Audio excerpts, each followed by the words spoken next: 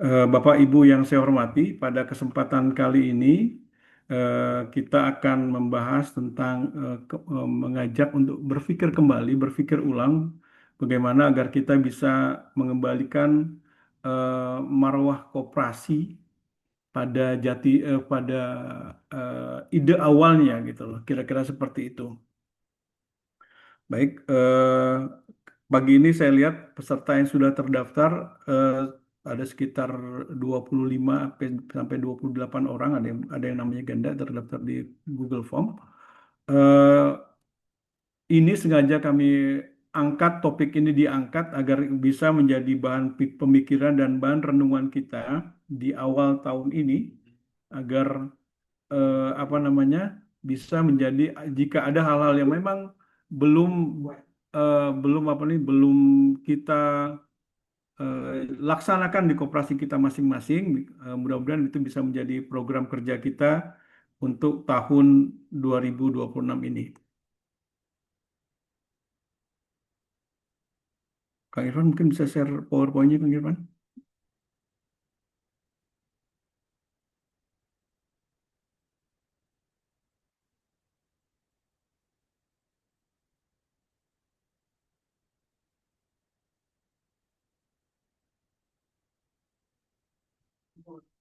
Sebentar saya coba share dulu ya.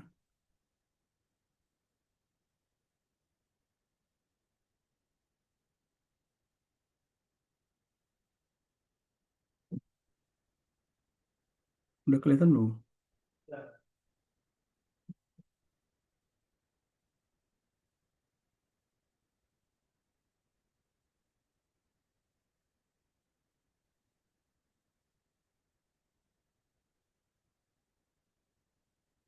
Pada kesempatan kali ini kita akan membahas tentang mengembalikan marwah koperasi sebagai pilar kesejahteraan anggota.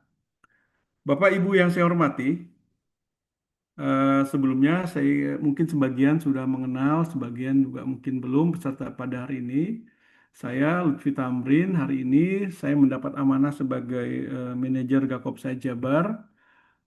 Kemudian saya bergerak di bidang koperasi ini dulu sebagai mulai dari pengelola koperasi primer pada saat zaman mahasiswa dulu tahun 90-an, dan hari ini saya mendapat amanah untuk mengelola koperasi sekunder di Gakopsa Jabar. Nah, Bapak Ibu yang saya hormati, koperasi pada dasarnya merupakan gerakan ekonomi rakyat yang berbasis kebersamaan. Jadi, semangat kebersamaan itu menjadi sesuatu yang mutlak dalam apa yang kita lakukan di gerakan koperasi. Tanpa kebersamaan, nanti kerjasama yang kita bangun akan menjadi pincang. Ya, jadi sekali lagi, koperasi sebagai gerakan ekonomi rakyat berbasis kebersamaan ini tidak bisa kita pinggirkan, harus menjadi sesuatu yang menjadi landasan kita berpikir kita bersama untuk bergabung atau bergerak dalam sebuah koperasi. Saat ini, di era yang ekonomi seperti saat ini, koperasi mendapat tantangan yang luar biasa, ya. Ketika ide berkoperasi tidak dijalankan secara utuh, hanya parsial saja, maka koperasi cepat atau lambat akan terlindas oleh sistem ekonomi yang saat ini sangat kompetitif dan individualistik. Jadi kebersamaan koperasi harus didukung oleh pemahaman ide yang utuh terhadap gerakan koperasi itu sendiri. Kemudian melalui kegiatan kali ini, kami dari Gakopsa ingin menyampaikan pentingnya refleksi untuk kembali ke jati diri koperasi untuk meningkatkan kesejahteraan anggota koperasi kita masing-masing. Nah, Bapak Ibu yang saya hormati, eh, apa namanya? Sebelum kita mulai ini ada beberapa pertanyaan refleksi yang harap Bapak Ibu jawab melalui ruang chat room kita. Nanti Kang Irfan tolong bacakan hasil jawaban teman-teman terkait dengan pertanyaan refleksi ini. Boleh, Pak. Pertanyaan pertama adalah, apakah anggota koperasi Bapak Ibu saat ini sudah memahami konsep koperasi secara utuh. Kalaupun mungkin bisa disampaikan mungkin secara persentase mungkin ya berapa persen yang sudah memahami konsep koperasi secara utuh dari seluruh anggota yang tercatat pada saat ini. Mangga silakan dijawab di ruang chat room. Apakah anggota koperasi Bapak Ibu saat ini sudah memahami konsep koperasi secara utuh? Silakan dijawab. Nanti Kang Irfan akan membacakan jawaban ditulis di chat room. Oleh Bapak Ibu, oh belum. Ini berapa persen yang belum? Ibu, apakah 100% Bu Yaya? Apakah 50% atau berapa persen nih dari seluruh anggota, misal anggotanya 1.500 berapa persen nih? Bu Yaya ini dari mana Bu? BMPDT, Oh, ya. Boleh BMPDT Pak. boleh open mic juga Bu, berapa persen Bu? Apa itu? Yang BMPDT, oh berapa yang sudah persen? memahami Berapa persen? konsep Memahami koperasi lima secara puluh utuh. sepertinya 50 sampai 60 Pak. Oh, anggotanya berapa Anggotanya banyak? 2.004, 2.300 ya. Oh, berarti hampir 1.200-an Ya, ya Bu yang kita baru belum memahami ya. ininya apa pendidikannya ke anggota belum ini Belum belum optimal ya Bu. merata gitu ya, belum optimal gitu. Oh gitu, siap. Baik, yang lainnya ini ada Pak Abdul. Pak Abdul belum, mungkin 65% yang belum memahami. Dari berapa banyak ini Bapak? Pak Abdul, berapa ribu? Dari baru 40 anggota, Pak. Oh, baru 40 anggota. Baru Oh, 40 berat, anggota. berat. Dari Koperasi Bina Insan Atakwa di Padalarang. Oh, pada Karena larang kan nih. kita Berarti ya itu Jawa Barat. posisinya masih di apa namanya? Di perkampungan, di daerah apa namanya? Anggotanya itu di sekitaran pesantren yang apa namanya? Yang masuk ke koperasi. Oh iya, kok berarti Kopontren juga nih ya sama kayak Betul, BMTDT. Pak. Siap. 65% berarti sekitar 30, 25 sampai 30 orang ya Pak yang memahami. Baik, yang lainnya mungkin dari koperasi mana lagi nih? Kang Iyut. Kang Iyut nih dari BMT Talaga, nih berapa persen Kang Iyut yang sudah memahami konsep koperasi? Tapi dari Talaga ini konsepnya agak berbeda ya karena open loop ya. Oh, Oke, Assalamualaikum, Kang Yud. Waalaikumsalam warahmatullahi wabarakatuh. Sehat Kang Yud? Alhamdulillah. Boleh, Kalau boleh di silakan. Tarakan paling belum sih kalau koperasi secara seutuhnya belum. Nah, cuman sekarang mulai digagas itu anggota itu apa ya tadi kelemahannya mungkin pendidikan koperasinya belum apa ya belum terjadwal dengan baik lah mungkin gitu. Oh ya ya, Jadi belum. kalau kewajiban misalkan simpanan pokok, simpanan wajib itu udah apa? Udah tau lah gitu. Jadi sampai sekarang simpanan wajibnya nggak ada yang nunggak gitu. Oh, Alhamdulillah. alhamdulillah tuh ya. Nanti ke Gakopsa juga simpanan wajibnya jangan lupa ya. Siap, siap, siap. Setiap bulan harus rutin ya. Nanti saya ingatkan. Terima kasih, Pak. Berapa persen, Pak? Kang Yud, kira-kira? Jadi kalau yang seutuhnya mah paling eh, dia mencapai di 75%-an lah kalau yang koperasi secara seutuhnya gitu. Oh, dari berapa ini nasabah Dari atau anggota? 37 37. orang. KKM dia.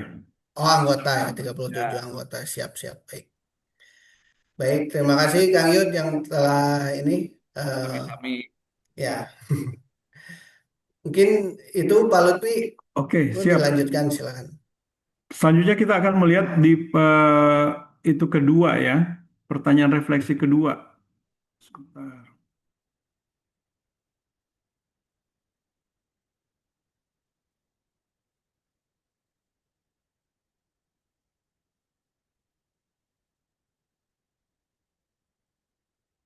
Apakah sebentar?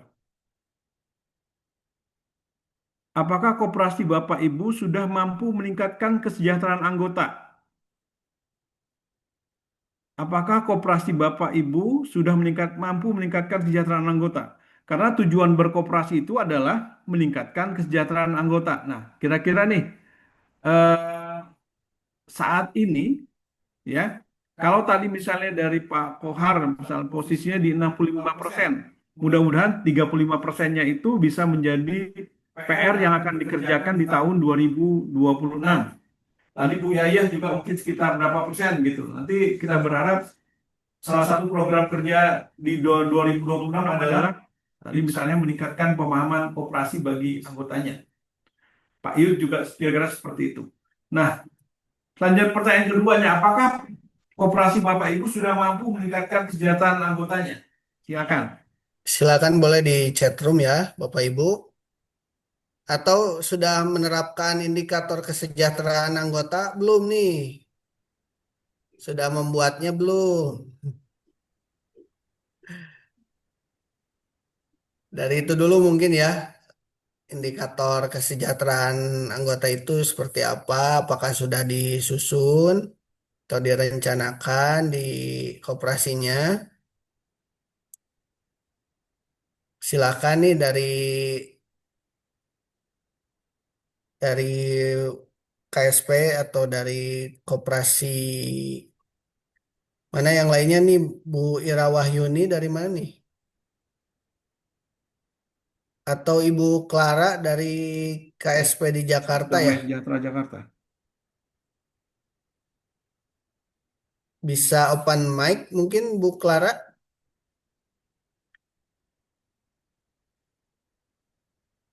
dari CU mungkin ya. Kalau Damai Damai Sejahtera. Sejahtera ya dari namanya. Atau yang dari Bogor nih siapa? Skopit Bogor, Pak Badrun udah masuk belum? Belum ada. Yang mau sharing-sharing terkait ini ya, kesejahteraan anggotanya apakah sudah meningkat di koperasi Bapak Ibu atau masih disusun nih indikator-indikatornya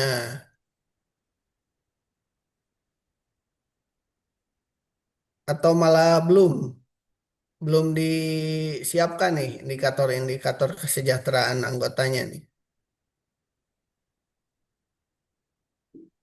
Boleh silakan diisi di chat roomnya. Kalau di BMTDT Bu Yaya udah menerap. Kalau MTDT yang pelatihan itu termasuk kesejahteraan kan ya Pak Lutfi? Eh, BMT Atau itu proses harus pendidikan ya? harus berupa dana gitu, uang gitu, Enggak, kesejahteraan itu. artinya dia secara dari titik awal menjadi anggota itu sudah lebih sejahtera gitu loh, Bu. Pas Jadi harus awal masuk ya harus disurvei eh, dulu Bu harus ininya. disurvei dulu itu mah Pak. Karena kan Ya, ada sih yang pembiayaan misalkan Pak asalnya modal saya kemarin pas mau RAT ngobrol dengan anggota beliau merasa sangat terbantu dengan BMT mulai dari katanya pembelian eh, untuk membeli tanah untuk kolam gitu ya sehingga mm, penjualan lele gitu ya terus membeli mobil untuk dijadikan usaha Grab. Nah, yang gitu-gitu itu betul, mungkin perkembangan gitu ya. Katanya betul, betul, alhamdulillah itu kan untuk produktif ya Pak ya. betul, Kalau menurut Bu. saya ya itu kalau dari sisi pembiayaan. Sehingga kita rencananya inginnya tahun ini itu untuk anggota yang produktif gitu Pak, tidak untuk yang konsumtifnya gitu. Itu mungkin Pak. Siap, siap, siap.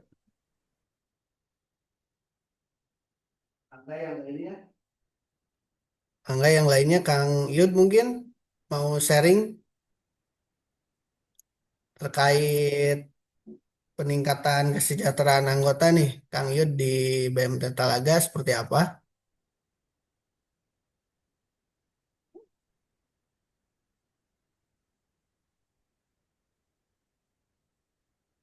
Kalau di BMT Talaga sih kecenderungannya gitu ya. Jadi si anggota itu kebanyakannya yang nyimpen aja. Hmm. Karena kan kalau yang pembiayaannya itu kebanyakan kan nasabah. Nah, Hmm. Oh iya, iya. kalau LKM ya. anggota itu insidental saja sih kalau misalkan akan ada hajatan atau eh, ada keperluan yang itu baru gitu. Kebanyakan eh, Investor ya yang anggotanya. kebanyakan yang nyimpen di sini gitu. Mungkin itu yang di Talaga itu karena kan mungkin Talaga itu kan beda dengan yang lain gitu. Apa usahanya. Operasi Oh, LKM ya. LKM. Jadi kan undang-undangnya juga tersendiri. Jadi kita kalau misalkan apa urusan anggota, makanya kalau ke Gakopsa kan ditanya anggota, saya kan loh ini anggota cuma 37 tapi yang dilayani kan sampai 4.000 gitu kan. Jadi, Iya, iya, iya. boleh, boleh. Kalau dari sisi simpanan itu meningkat atau bagaimana dari awal dia jadi anggota gitu? Indikasinya ada nggak? oh kalau itu Gitu. mah jelas meningkat. Jadi Hmm. dari mulai anggota itu kan dia misalkan tadinya eh, nyimpannya hanya simpanan biasa, sekarang sudah naik ke simpanan berjangka yang deposito misalnya gitu. Mungkin Oke, seperti artinya itu. itu Jadi ada aktiva apa produktif ya.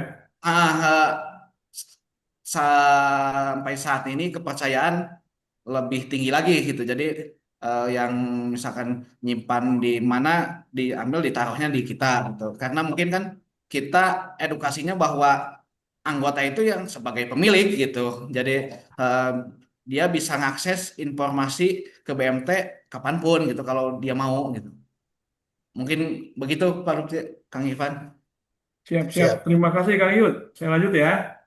Ya. Jadi memang koperasi itu perlu memikirkan bagaimana meningkatkan kesejahteraan anggotanya. Nah, seperti yang tadi Bu Yaya sampaikan, jadi rasanya perlu mapping Bu Yaya.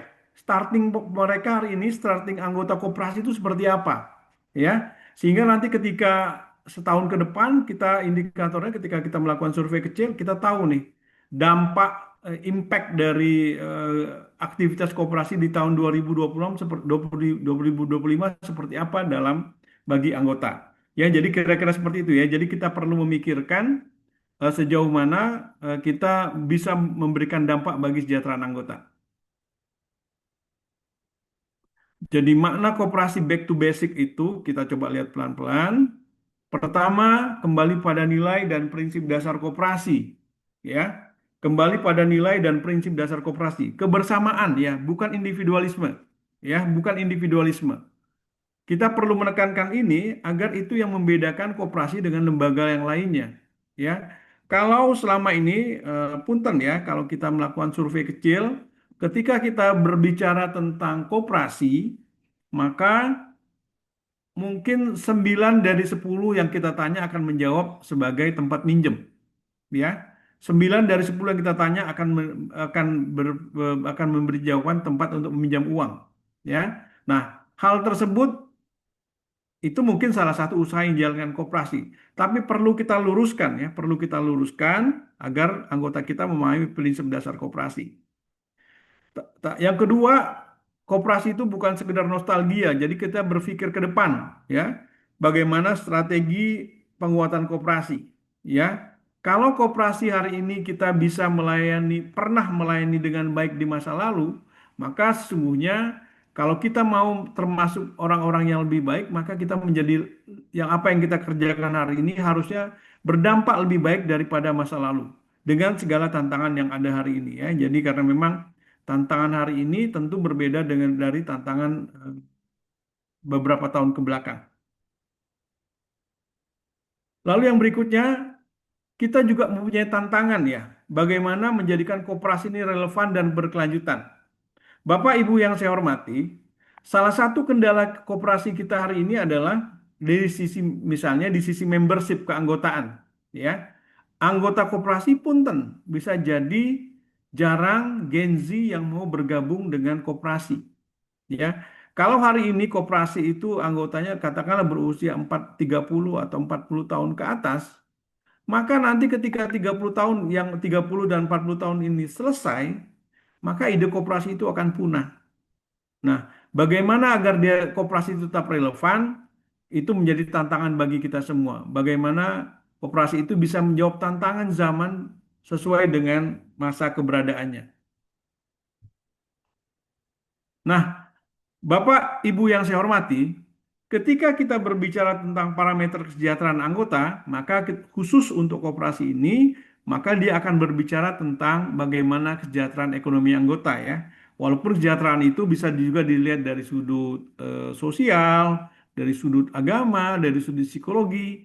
Namun kalau untuk dari koperasi ini tentu akan lebih cenderung untuk berbicara tentang kesejahteraan dari sudut ekonomi. Ya. Yang pertama adalah peningkatan kapasitas anggota baik secara konsep maupun operasional. Secara konsep maksudnya apa? Pola pikirnya sudah terbangun menjadi lebih baik. Mereka memahami konsep literasi keuangan misalnya, bagaimana mengelola keuangan dengan baik agar misalnya tidak lebih besar pasak dari tiang, agar mereka bisa menyisihkan pendapatannya untuk sesuatu yang sifatnya urgent di suatu saat, maupun dalam tahap operasional artinya bukan sekedar konsep mereka pahami, tapi dalam kesehariannya anggota juga bisa melaksanakan konsep itu dengan baik. Lalu yang berikutnya, peningkatan pendapatan anggota. Seperti yang tadi Bu Yaya sampaikan misalnya, mereka ada peningkatan usahanya ketika misalnya mendapat bantuan permodalan atau bantuan pembiayaan dari koperasi. Bisa jadi itu untuk meningkatkan usaha yang dijalankan saat ini secara langsung, atau mereka bisa mempunyai seperti yang tadi Pak Adi bilang, passive income gitu loh. Ada pendapatan yang mereka bisa dapat tanpa bekerja dari aktiva produktif yang mereka miliki. Jadi ada peningkatan pendapatan dan kualitas aktiva produktif anggota. Kemudian terpenuhinya kebutuhan hidup di level primer, sekunder maupun tersier sesuai dengan kondisi masing-masing anggota. Paling tidak mereka di level primer, kebutuhan primer itu bisa terpenuhi melalui usaha mandiri yang mereka jalankan. Kemudian kalau primer sudah terpenuhi, mungkin ada kebutuhan sekunder maupun tersier. Hal ini sekali lagi dikembalikan dengan kondisi masing-masing anggota.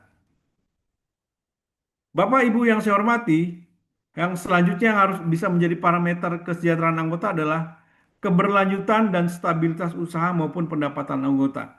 Mereka mempunyai pendapatan yang stabil, usaha yang aman dan bisa berlanjut. Artinya untuk mencapai pada level ini perlu jam terbang yang baik gitu ya.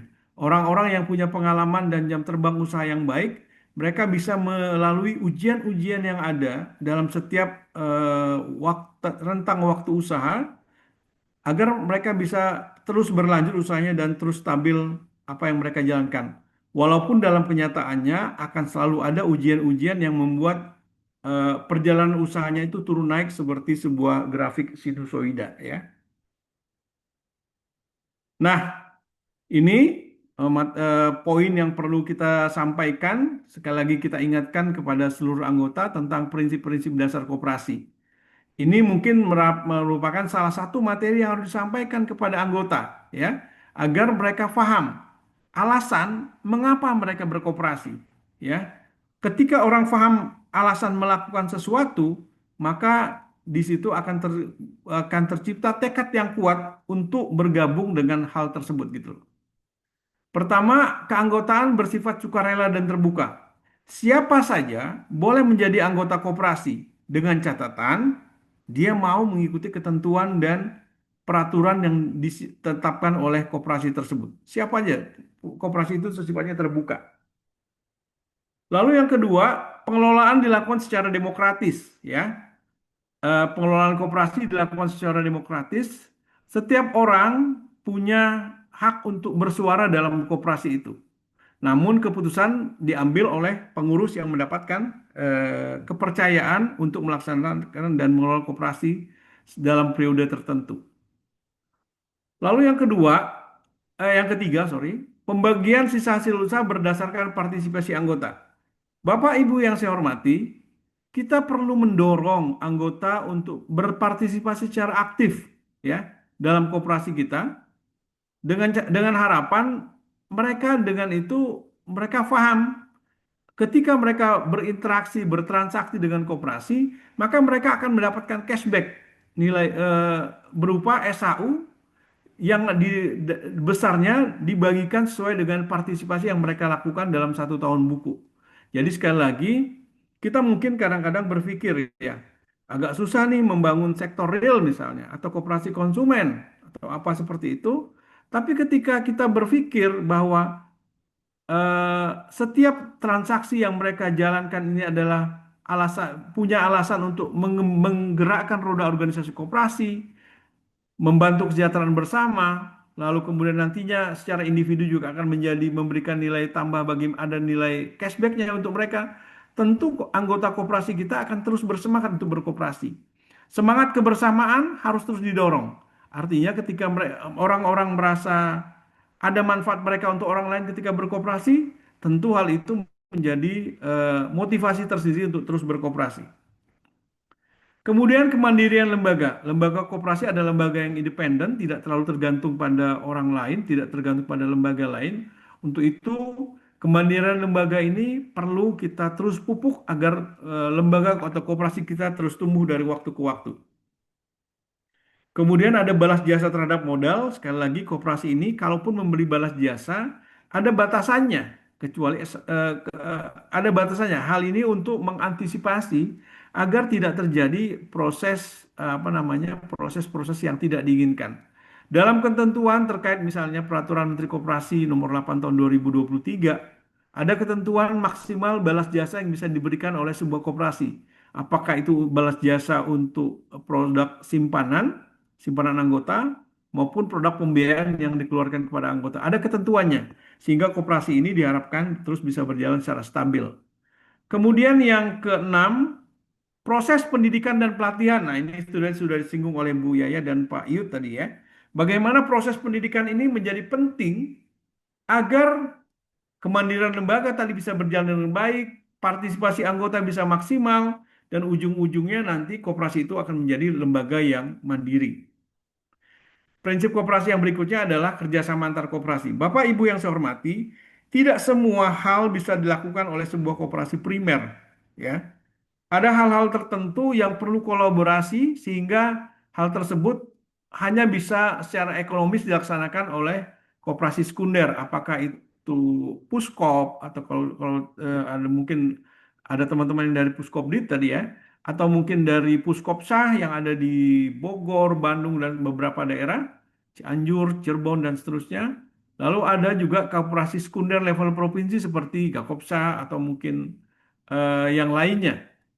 Kerjasama antar koperasi ini membuat koperasi akan berjalan secara lebih efisien. Hal-hal yang tidak bisa dilakukan oleh koperasi primer, hendaknya mungkin bisa dilaksanakan oleh koperasi sekunder dengan harapan aktivitas itu bisa mendorong organisasi koperasi berjalan dengan lebih lancar. Kalau kita di Gakopsa misalnya, kalau koperasi primer mungkin ada yang sudah bisa menjalankan sendiri ya, seperti di Darut Tauhid misalnya, ada proses yang namanya proses BI checking lah kira-kira seperti itu ya. Bagaimana kita mendapatkan informasi tentang profil anggota koperasi yang ingin menerima atau mengajukan pembiayaan atau pinjaman ke koperasi. Dengan proses tersebut bisa jadi ada koperasi yang mungkin punya keterbatasan SDM untuk bisa mengakses jasa tersebut. Tapi ketika kita bergabung misalnya dengan Gakopsa, proses klik itu teman-teman hanya butuh menyiapkan data yang dihitungkan secara lengkap tanpa perlu memberikan laporan secara rutin kepada penyedia jasa tersebut. Nah, ini kan pada tahap awal tentu hal-hal seperti tersebut akan memberikan dampak yang sangat signifikan bagi operasional sebuah koperasi, terutama kalau informasi dari biro kredit itu terutama untuk koperasi simpan pinjam maupun koperasi pembiayaan syariah ya. Nah, Bapak Ibu yang saya hormati, kita perlu memperhatikan juga bagaimana proses rekrutmen anggota yang baik ya. Ini menjadi penting Bapak Ibu karena ini ibaratnya sebuah proses, maka rekrutmen itu adalah proses input yang harus dilaksanakan dengan baik. Rekrutmen anggota bukan hanya sekedar soal menambah anggota, tapi juga membangun kualitas keanggotaan. Ya, maksudnya kualitas keanggotaan seperti apa? anggota yang berkualitas tentu akan menjadi pilar yang kuat bagi sebuah koperasi. Ya, anggota yang berkualitas tentu akan menjadi pilar yang kuat bagi sebuah koperasi. Misalnya kalau anggota itu anggota yang sadar bahwa koperasi ini adalah akan memberikan manfaat untuk banyak orang, maka seperti yang tadi Pak Yud sampaikan misalnya, mereka bersedia menempatkan dananya yang mungkin selama ini ditempatkan di lembaga lain untuk ditempatkan pada koperasinya agar dana tersebut bisa memberikan manfaat yang secara langsung yang lebih konkret yang bisa dilihat pada anggota koperasi yang lain. Nah, itu di sisi misalnya kepercayaan anggota untuk menempatkan dana.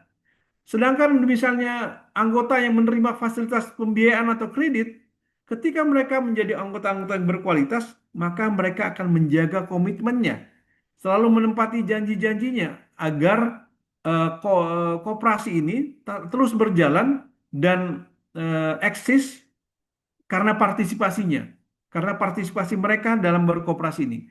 Bukan menjadi bermasalah karena tingkah laku mereka yang bisa jadi mungkin tidak kooperatif dalam memenuhi kewajibannya untuk berkoperasi.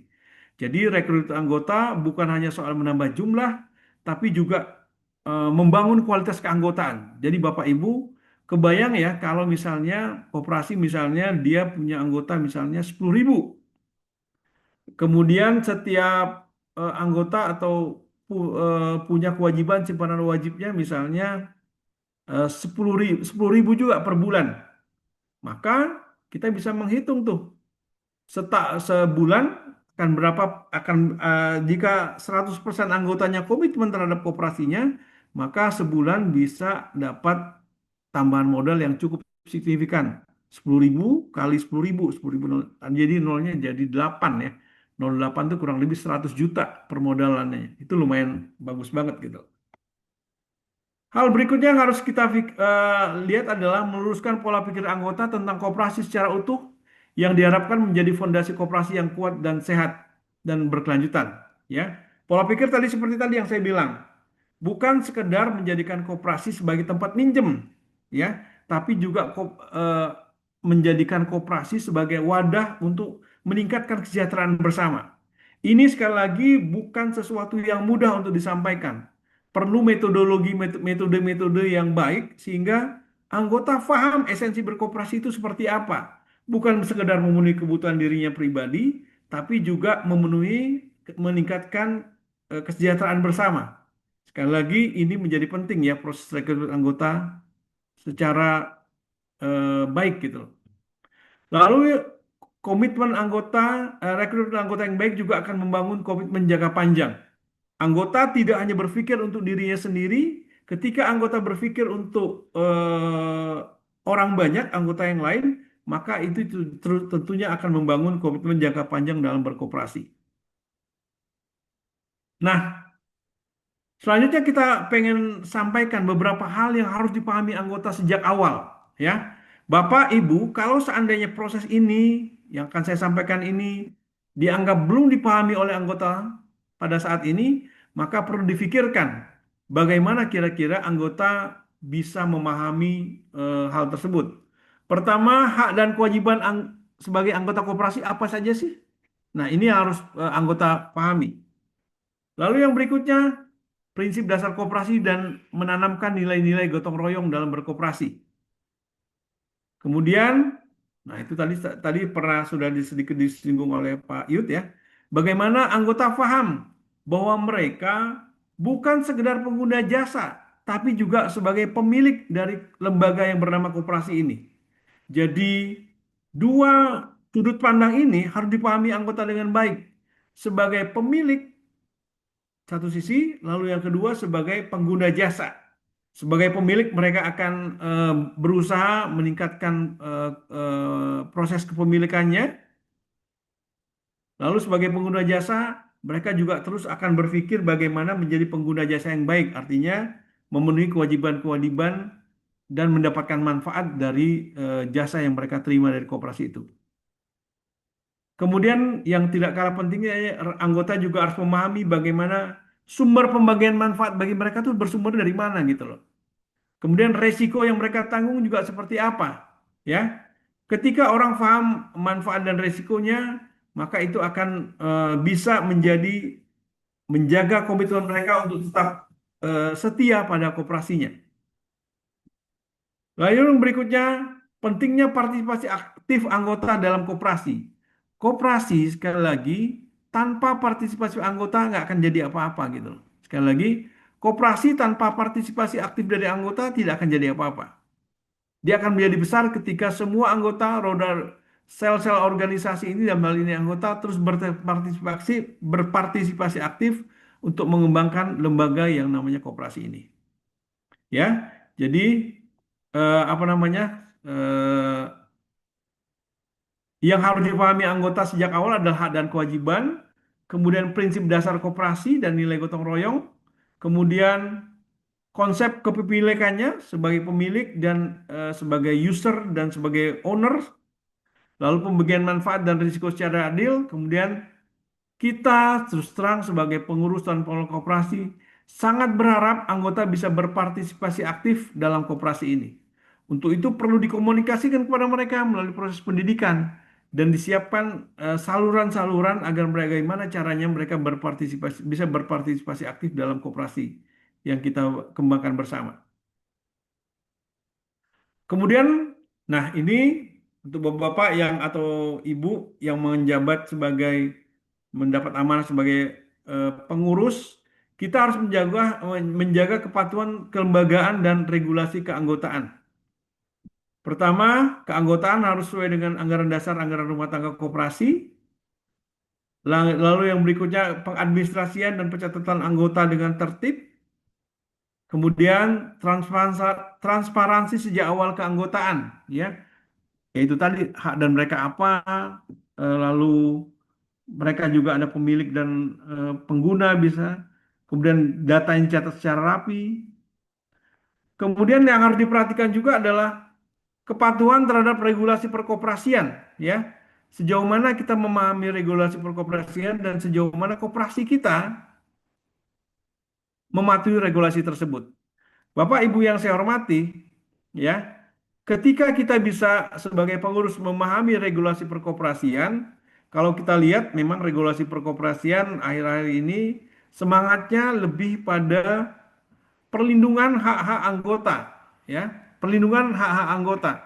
Dan itu ketika kita laksanakan otomatis kita akan melindungi hak-hak anggota dari akibat-akibat yang tidak diinginkan.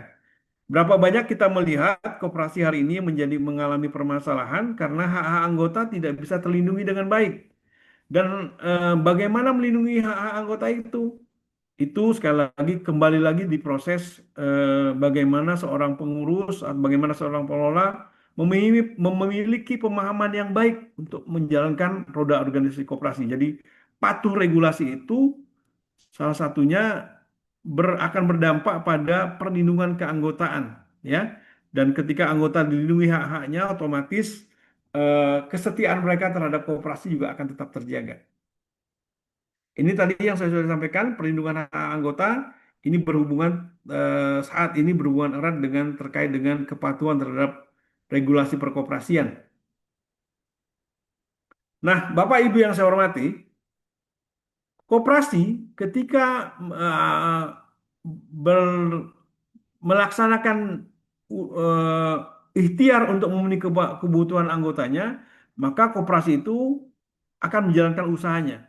Dan usaha koperasi itu punya dua dampak yang mungkin terjadi, keuntungan atau kerugian yang menjadi resikonya. Ini ibarat sebuah mata uang yang dua sisi mata uang yang melekat pada sebuah usaha apapun yang kita lakukan. Untung atau kita mendapatkan menghadapi risiko kerugian. Hal-hal yang perlu kita pikirkan adalah usaha koperasi bertujuan untuk menyejahterakan anggota, ya. Apakah pembiayaan, apakah pendampingan pertanian misalnya, apakah misalnya kita melaksanakan usaha-usaha lain yang relevan untuk menyejahterakan anggota. Layanan usaha koperasi yang dijalankan masing-masing koperasi disesuaikan dengan kebutuhan anggota, ya. Jangan sampai kita menjalankan usaha yang tidak sesuai dengan kebutuhan anggota. Dan ini kan akan menjadi permasalahan koperasi di suatu saat, ya. Jadi bukan sekedar kita perlu ketenaran, tapi juga kita perlu konsep yang utuh. agar yang ditawarkan kepada anggota itu adalah sesuatu yang benar-benar mereka butuhkan dan bisa mereka selesaikan kewajiban-kewajibannya pada saat yang sudah ditentukan. Lalu, keuntungan dan risiko adalah suatu kesatuan yang melekat dalam sebuah proses usaha. Bagaimana caranya agar koperasi tidak mengalami kerugian? Maka perlu dilakukan proses-proses pencegahan mitigasi risiko sehingga risiko itu bisa dieliminir, bisa dikurangi dampaknya dalam sebuah koperasi. Lalu yang berikutnya, proses pencegahan risiko atau mitigasi risiko harus dipersiapkan sebaik mungkin ya. Bapak, Ibu ketika menjalankan usaha apa saja, harus dipetakan risikonya apa aja. Karena apa? Karena dana yang kita kelola itu bersumber dari dana anggota, bukan dana pribadi kita masing-masing sebagai pengurus atau pengelola. Untuk itu perlu dilindungi. Lindunginya dengan apa? Lindungi dengan proses mitigasi risiko dan bisa jadi juga biasanya bisa melengkapi usaha itu dipagari dengan sejumlah aturan-aturan yang jelas yaitu simpanan apa namanya manajemen risiko yang jelas sehingga tidak ada dampak yang tidak terprediksi dalam sebuah usaha yang dijalankan koperasi. Jadi risikonya bisa diminimalisir. Nah, untuk bisa memahami menjalankan ini dengan baik, seluruh pemangku kepentingan yang ada di koperasi harus bisa mendapatkan yang namanya peningkatan kapasitas ya dalam proses pendidikan ataupun pelatihan sehingga apapun yang dijalankan mereka paham risikonya. Kalaupun ada risiko terus tapi terus sudah dikomunikasikan dengan anggotanya, maka ketika terjadi risiko, anggota juga bisa memahami sebagai sebuah dampak yang harus mereka tanggung juga gitu loh.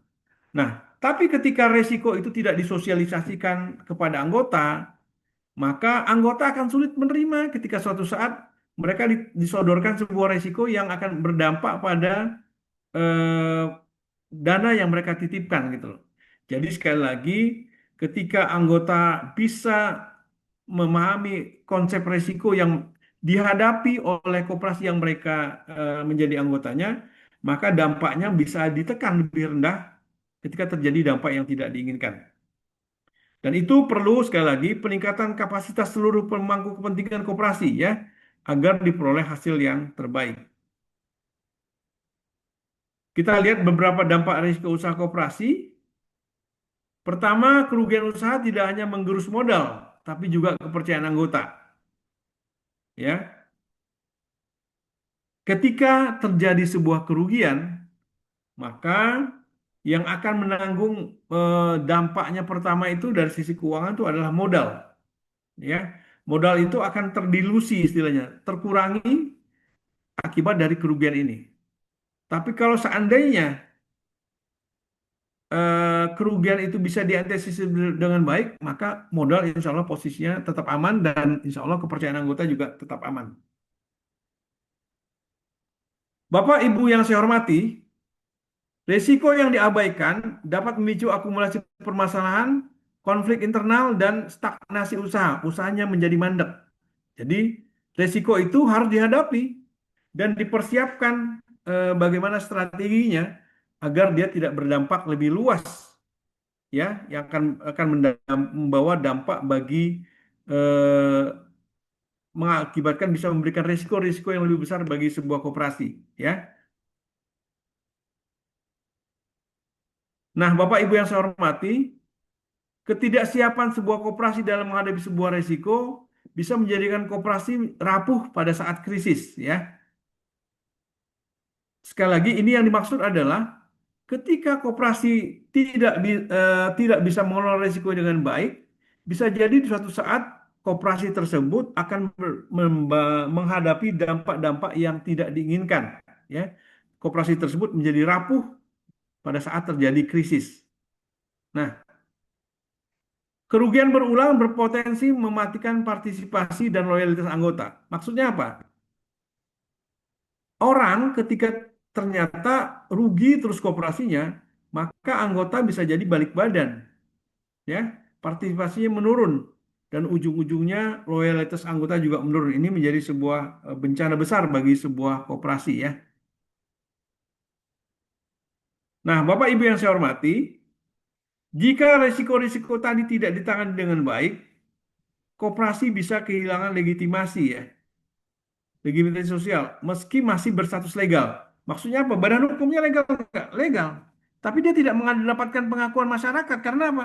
Karena resiko-resiko yang tidak dikendalikan dengan baik, maka dia kehilangan kepercayaan dari masyarakat. Dan itu menjadi sesuatu yang sangat berbahaya bagi sebuah koperasi. Selanjutnya yang perlu diperhatikan agar koperasi bisa terus kembali ke marwahnya adalah pengelolaan risiko usaha. Ini harus kita perhatian bersama nih. Terutama teman-teman yang menjalankan simpan pinjam harus menghitung usaha risikonya, maupun koperasi konsumen juga harus menghitung risikonya dengan baik sehingga jika terjadi risiko sudah dipahami polanya seperti apa. Perencanaan usaha harus matang sesuai dengan kebutuhan anggota. Bapak Ibu yang saya hormati, ini yang saya maksud adalah ketika anggota mengajukan pembiayaan atau kredit, ya, maka analisa usaha yang matang harus bisa dilakukan oleh seorang tenaga pemasaran, ya, dengan mengarahkan investasi mereka atau mungkin dana pembiayaan yang mereka terima dari koperasi kita secara paripurna, secara utuh, maka kita akan bisa melihat bagaimana dana yang kita salurkan ke usaha tersebut menjadi sangat produktif karena dikelola dengan efisien. Tapi kalau kita tidak mendampingi perencanaan usaha dengan baik, bisa jadi nanti ketika koperasi memberikan kepercayaan pada anggota yang bersangkutan, terjadi proses side streaming, yaitu proses yang tidak kita sepakati bersama. Ya, jadi misalnya koperasi kita menyalurkan untuk kegiatan permodalan misalnya, beli gerobak misalnya. Tapi karena kita tidak memonitornya dengan baik, perencanaan usaha dengan baik, bisa jadi itu terjadi side streaming, digunakan untuk kepentingan lain yang non produktif. Nah, lalu risiko usaha dikelola dengan apa? Aturan yang jelas ya, SOP, SOM, Persus, Peraturan Khusus Koperasi dan lain-lain, dan secara transparan itu akan menjamin pengelolaan risiko yang berkelanjutan. Kemudian ada manajemen risiko yang handal. Orang-orang yang mengelola koperasi ini paham bagaimana dampak usahanya dan bagaimana minimalisir dampak yang mungkin terjadi ya, sehingga tetap dicapai hasil-hasil yang paling maksimal. Nah, berikutnya harus bersedia melakukan perbaikan tata kelola usaha sesuai dengan kebutuhan dan tantangan yang ada. Bapak Ibu yang saya hormati, zaman digital seperti sekarang ini, tantangan pengelolaan usaha itu menjadi sesuatu yang tidak bisa dielakkan, ya. Bapak Ibu bisa bayangkan nih, kalau seandainya dulu misalnya kalau orang membuka usaha itu misalnya harus punya toko misalnya. Tapi saat ini berapa banyak kita bisa lihat anak-anak muda yang mengembangkan usaha pengiriman barang tanpa mereka punya toko, ya. Ada kesepakatan sosial misalnya yang disepakati bersama agar orang-orang bisa melakukan usaha tanpa perlu modal terlalu besar misalnya. Jadi misalnya menjadi apa ya, affiliate misalnya, jadi dropshipper atau apa seperti itu yang mungkin relevan dengan zaman saat ini. Jadi ketika kita menjalankan usaha, bisa jadi model usaha saat ini, model bisnis saat ini sudah berubah dari yang mungkin 10 tahun yang lalu. Jadi tata kelola harus diperbaiki agar eh, risiko usaha bisa diminimalisir dengan baik.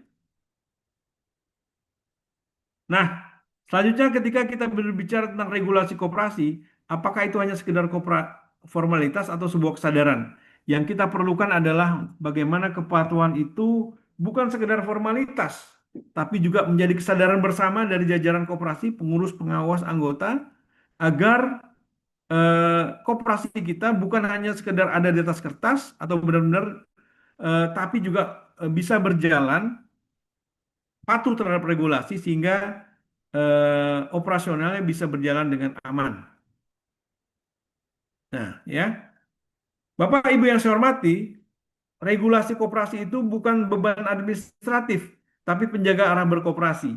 Nah, ketika kita saat ini melihat Misalnya ada bentuk-bentuk laporan administratif yang mungkin bisa dilaporkan secara digital tanpa perlu hard copy-nya, maka itu mungkin kita bisa jalankan secara digital. Karena apa? Ketika data dikelola secara digital, maka pengelolaan datanya juga bisa lebih mudah gitu ya.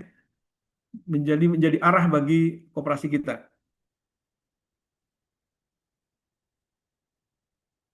Ya, Bapak Ibu yang saya hormati, tanpa kepatuhan terhadap peraturan yang ada, koperasi kita beresiko kehilangan legitimasi dan kepercayaan anggota. Oke, bisa jadi koperasi kita tetap jalan, tapi kalau kita tidak patuh, maka kehilangan kepercayaan itu menjadi sesuatu yang sangat mahal, ya, yang diberikan anggota kepada kita. Nah, sebagai pelaksana amanah dari rapat anggota, ya, pengurus bertanggung jawab untuk menjaga kepatuhan terhadap eh, bentuk regulasi yang ada, ya. Sekali lagi, pengurus harus perhatikan hari ini untuk kepatuhan koperasi apa yang belum kita penuhi. Oke, ada hal-hal minor yang belum bisa dipenuhi ya, itu nggak apa-apa. Tapi kita terus berusaha agar dalam kurun waktu tertentu, misalnya, kita bisa memenuhi regulasi-regulasi yang ada. Nah, fakta ya Bapak Ibu yang saya hormati, banyak koperasi berdiri secara legal, tapi tidak semuanya berjalan secara legitimate ya. Tidak mendapat pengakuan dari masyarakat sekitar, tidak mendapat pengakuan dari anggota. Ya, bisa jadi karena mereka mengabaikan faktor-faktor regulasi yang terus berkembang dari waktu ke waktu. Ya, Bapak Ibu yang saya hormati, kepatuhan regulasi menjadi sangat penting ya, menjadi sangat penting sebagai cermin tata kelola koperasi. Nah, misalnya saat-saat ini beberapa koperasi atau mulai dari bulan Januari kemarin sudah mulai mengadakan RAT sebagai RAT sekali lagi bukan sekedar kewajiban untuk menggugurkan kewajiban, tapi juga merupakan ruang kedaulatan anggota. Anggota diberi ruang untuk memberikan pendapatnya terhadap pengelolaan koperasi, sehingga dengan mengikuti memahami kewajibannya, maka kedaulatan koperasi itu akan tetap terjaga dari waktu ke waktu. Lalu ada juga yang kita sebut dengan anggaran dasar anggaran rumah tangga ya. Ini bukan dokumen mati, tapi sebagai menjadi kompas organisasi yang perlu kita rawat bersama. Nah, transparansi keuangan adalah syarat mutlak ya untuk menggapai kepercayaan dari anggota ya. Ini menjadi sangat penting ya. Jangan sampai anggota kehilangan kepercayaannya kepada koperasi kita karena misalnya laporan kita lambat, anggota minta apa namanya, anggota minta catatan atas simpanannya susah untuk mendapatkannya. Nah, ini sekali lagi kepatuhan regulasi ini perlu juga didukung dari sisi teknologi ya. Bagaimana teknologi, dengan teknologi itu kita bisa mendapatkan informasi dengan cepat dan setelah itu kita berharap mendapatkan kepercayaan dari anggota terus tumbuh dari waktu ke waktu. Nah, kepatuhan regulasi berikutnya yang harus kita perhatikan adalah pengurus dan pengawas harus berfungsi, bukan sekadar tertulis dalam struktur organisasi. Bapak Ibu yang saya hormati, terkadang ada beberapa koperasi yang kurang memperhatikan hal ini gitu loh. Pengurusnya eh, tidak patuh regulasi, karena apa? Karena tidak memberikan misalnya proses pendidikan. Sehingga pengawas tidak bisa menjalankan fungsi dengan baik. Karena bisa jadi pengawasnya nggak tahu dong mereka harus melakukan apa. Tapi ketika melalui proses pendidikan yang baik, maka dia harus tahu harus bisa apa aja dan dia harus tahu harus mengerjakan apa saja, ya. Sehingga dalam struktur organisasi ini yang baik, semua komponennya bisa menjalankan fungsinya dengan maksimal. Bapak Ibu yang saya hormati, seandainya saat ini masih ada ketidakpatuhan kecil yang belum kita penuhi dari regulasi ini, maka sebaiknya pelan-pelan kita perbaiki. Karena apa?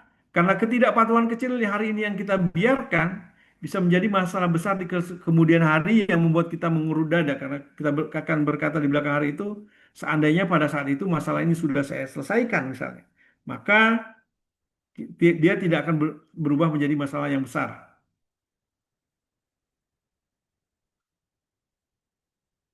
Fakta yang perlu kita ingat bersama adalah koperasi yang sehat bukan yang tidak punya masalah, tapi koperasi yang jujur, patuh dalam pengelolaannya. Ya, Bapak Ibu yang saya hormati, koperasi yang sehat bukan yang tidak punya masalah, tapi tetap jujur dan istiqomah patuh dalam mengelolanya. Jadi kepatuhan regulasi itu tidak ditinggalkan, tetap dijaga. Ya, Bapak Ibu yang saya hormati. Nah, kemudian timbul pertanyaan, mengapa kepatuhan berkoperasi menentukan masa depan koperasi? Nah, ternyata hal itu akan menimbulkan kepercayaan pada anggota karena koperasi dikelola secara tertib dan terbuka. Kemudian kepatuhan itu memperkuat daya tahan koperasi saat menghadapi krisis. Kemudian koperasi akan lebih eh, koperasi yang patuh akan lebih mudah tumbuh, bermitra dan berkembang, ya. Karena untuk berkembang itu mereka perlu persyaratan perorganisasian yang baik dan seterusnya. Sehingga jika sudah seperti ini, maka mitra-mitranya juga lebih eh, mudah untuk menjalankan tugasnya untuk memilih mitra dalam sebuah koperasi. Nah, Bapak Ibu yang saya hormati, dari sini kita bisa mengangkat sebuah ide bahwa marwah koperasi akan terjaga ketika aturan dijalankan dengan penuh kesadaran. Ya, sekali lagi, ketika aturan dijalankan dengan penuh kesadaran. Lalu yang berikutnya kita bisa melihat juga poinnya bahwa koperasi yang besar lahir dari disiplin regulasi, taat pada regulasi, dan kerja keras, mengerjakan ide-idenya seperti apa, jalankan dengan usaha maksimal. Bukan dari proses autopilot, artinya ketika kita membangun koperasi dengan sebuah aturan yang eh, jelas dan tegas, maka dia tidak akan jadi apa-apa kalau tidak dilaksanakan dengan sebuah proses yang berkelanjutan dengan kerja keras. Ya, Bapak Ibu ya, koperasi kita boleh sederhana, tapi tata kelolanya tidak boleh seadanya. Karena ini menyangkut dengan kepercayaan dari anggota yang perlu kita jaga dan kita rawat dari waktu ke waktu.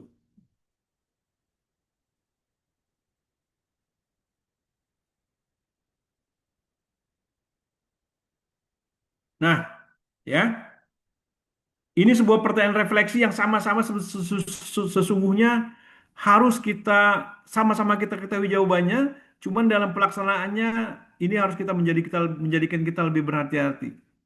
Jika regulasi diabaikan, maka siapa sebenarnya yang dirugikan? Yang jelas pertama anggota. Lalu yang kedua kepercayaan dari pemangku kepentingannya, baik anggota maupun non-anggota. Lalu yang berikutnya adalah masa depan koperasi. Itu menjadi taruhannya. Jadi regulasi itu taruhannya itu adalah anggota, kepercayaan dan masa depan koperasi. Nah, Bapak Ibu yang saya hormati, sekali lagi kita perlu melihat seluruh hal ini secara utuh. Regulasi bisa jadi ada yang belum bisa kita terapkan karena memang belum siap misalnya. Tapi semangatnya perlu kita tangkap, ya. Semangat regulasi itu perlu kita tangkap. Agar apa? Agar kita bisa meminimalisir potensi-potensi risiko yang mungkin terjadi dalam pengelolaan koperasi kita masing-masing. Nah, selanjutnya tadi ada terkait dengan pendidikan dan pelatihan koperasi. Sekali lagi Bapak Ibu yang saya hormati, ketika kita ingin mengusung ide, mengembalikan koperasi pada marwah sebagai sebuah gerakan pemberdayaan, maka prinsip koperasi yang keenam ini, pendidikan dan pelatihan, menjadi sesuatu yang tidak bisa ditawar-tawar. Karena ini akan menjadi fondasi bagi penguatan organisasi koperasi, ya. Dengan anggota yang memahami konsep koperasi secara utuh, maka ini akan menjadi fondasi yang baik bagi sebuah organisasi koperasi. Lalu yang kedua, ini tentu akan berdampak pada bagaimana kita meningkatkan kualitas SDM koperasi, ya. Selanjutnya, pendidikan koperasi juga akan menjadi penjaga nilai dan jati diri koperasi, ya. Kemudian sasaran pendidikan koperasi, siapa sih yang harus mengikuti pendidikan koperasi? Maka yang pertama itu adalah pengurus. Pengurus harus paham bagaimana koperasi itu berjalan, bagaimana menggerakkan roda organisasi koperasi dengan baik. Lalu yang berikutnya adalah pengawas, Bapak Ibu yang saya hormati, ya. Mohon maaf sekali lagi, banyak pengawas koperasi yang belum bisa menjalankan fungsinya karena belum memahami konsep koperasi secara utuh. Hal ini perlu kita siasati, perlu kita sikapi dengan memberikan proses pendidikan koperasi agar mereka bisa menjalankan tugasnya dengan baik. Berikutnya pengelola. Pengelola terus terang perlu terus di-upgrade, ya, perlu terus ditingkatkan pemahamannya tentang bagaimana mengelola koperasi dengan baik, ya.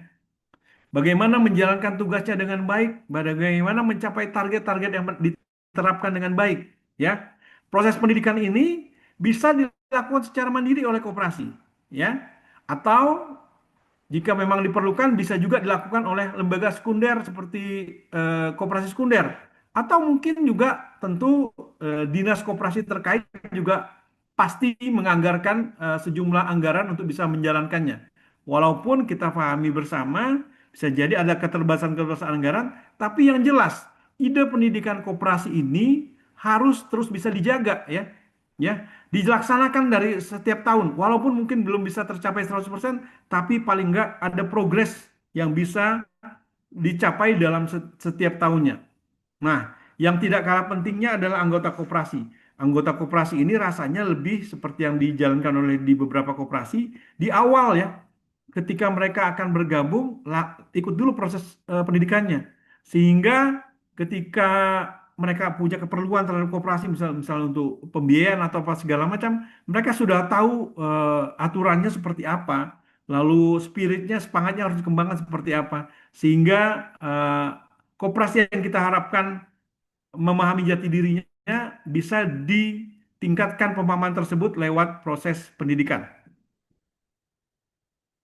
Nah, ini terakhir kita lihat beberapa tantangan koperasi. Pertama, keterbatasan modal. Ini menjadi tantangan klasik, ya. Lalu yang kedua, rendahnya partisipasi anggota. Kemudian kualitas SDM belum optimal. Kemudian tata kelola yang lemah, ya. Ini sekali lagi adalah beberapa hal yang kita hadapi terkait dengan tantangan koperasi. Terkait tadi keterbatasan modal, rendahnya partisipasi anggota, kualitas SDM belum optimal, dan tata kelola yang lemah. Kita coba lihat beberapa alternatif solusi untuk meningkatkan partisipasi aktif anggota. Kita bisa lihat bagaimana pemenuhan simpanan pokok dan simpanan wajib indikatornya. Lalu yang kedua, anggota koperasi aktif bertransaksi di koperasi. Lalu keterlibatan dalam urun rembuk, rapat, dan pengawasan. Kemudian kita bisa melihat juga selanjutnya bagaimana indikator kesuksesan sebuah koperasi. Nah, ini bisa jadi ada tambahan, nanti silakan, bisa jadi kita berbeda pendapat, tapi ini beberapa garis besar yang bisa saya sampaikan. Pertama, kesejahteraan anggota, tadi parameternya seperti apa di awal sudah disampaikan. Lalu yang kedua, partisipasi aktif anggota. Kalau kita melihat secara praktis, ya, kita bisa melihat kepatuhan anggota. Misalnya dari simpanan wajib yang harus disetorkan setiap bulan. Kita bisa melihat indikatornya dalam setahun ini partisipasi anggota kita harusnya tumbuh berapa. Dari itu bisa dihitung dari berapa jumlah anggota, lalu berapa simpanan wajib kita, nanti dikaliin 12 bulan harusnya dapat angka itu 100%-nya. Nah, kita bisa bandingkan konkretnya dengan dalam setahun misalnya 2025 kemarin, partisipasi aktif anggota di sektor permodalan berapa, itu berapa persentasenya, itu bisa jadi indikator kesuksesan juga. Lalu tingkat kesehatan dan kemandirian keuangan, ya. Bapak Ibu yang saya hormati, koperasi yang baik itu tentu tumbuh dari modal sendiri, ya. Walaupun kita tidak bisa meminggirkan juga beberapa ide-ide dari kawan dari pengelola koperasi yang mengurus koperasi yang mungkin mereka akan memanfaatkan modal-modal dari luar dengan alasan agar koperasinya bisa tumbuh lebih terstruktur, lalu kemudian likuiditasnya bisa terkontrol, terkendalikan, dan beberapa alasan lainnya. Tapi yang perlu kita pikirkan bersama adalah koperasi ini mandiri ketika kita bisa memberikan manfaat kepada anggota, baik itu manfaat sebagai pengguna maupun manfaat sebagai pemilik, artinya sebagai penyimpan misalnya, itu mereka mendapatkan manfaat. Dan kesehatan koperasi juga apa namanya, kesehatan koperasi juga bernilai baik gitu ya. Kemudian tata kelola koperasi yang baik ya, Bapak Ibu yang saya hormati, koperasi ini adalah sebuah organisasi bersama ya. Sebuah organisasi bersama otomatis harus dikelola dengan baik secara bersama juga. Artinya, dalam sebuah koperasi yang tata kelola yang baik, yang kita perlukan adalah sebuah super tim yang baik. Pengurus menjalankan fungsinya dengan baik, pengawas menjalankan fungsinya dengan baik, pengelola sebagai kepanjangan tangan dari pengurus menjalankan tugasnya dengan baik, anggota menjalankan tugasnya juga dengan baik. Itulah yang saya maksud dengan sebuah super tim dalam sebuah koperasi, ya. Tidak bisa sebuah organisasi kolektif seperti ini dijalankan oleh seorang individu-individu tertentu yang mungkin kita posisikan mereka sebagai Superman ya. Orang yang menjadi sangat tergantung pada seseorang. Karena bagaimanapun juga untuk membangun organisasi yang solid secara kolektif, maka kita perlu sebuah super tim yang terawat, terus dirawat kapasitasnya, sehingga organisasi ini terus tumbuh dan berkelanjutan. Kemudian kualitas SDM. Ini yang menjadi sekali lagi hal yang tidak bisa kita abaikan. Keberlanjutan usaha juga menjadi sangat penting, tapi itu sekali lagi ditopang oleh SDM yang bertanggung jawab lah dalam sebuah koperasi. Tanpa SDM yang bertanggung jawab, maka bisa jadi koperasi kita akan terjebak dalam kepentingan-kepentingan individual. Sekali lagi, koperasi ini punya semangat untuk membangun kesejahteraan bersama, maka oleh karena itu keberlanjutan usaha juga menjadi sangat penting untuk kita pikirkan bersama. Ini beberapa poin kesimpulan. Koperasi harus kembali pada jati diri dan nilai dasarnya. Dan kata kuncinya, partisipasi anggota adalah kunci keberhasilan koperasi. Jadi, Bapak Ibu, kalau kita bisa melihat koperasi bagus apa enggaknya ketika ditampilkan neraca, tanya jumlah anggotanya berapa, lihat pergerakan modal simpanan wajibnya dari tahun ke tahun bergerak apa enggak. Kalau itu tidak bergerak, artinya partisipasi anggotanya mungkin belum berjalan sesuai dengan apa yang diharapkan. Kira-kira seperti itu. Dan koperasi yang kuat adalah koperasi yang berhasil menyejahterakan anggotanya. Kalau hari ini belum berhasil, itu sekali lagi menjadi PR kita bersama agar kita lahir, kita bergerak untuk menyejahterakan anggota. Kita petakan mana yang belum bisa dicapai hari ini dan kita targetkan untuk bisa tercapai sekian persen, syukur-syukur 100% dalam tahun buku 2026 ini.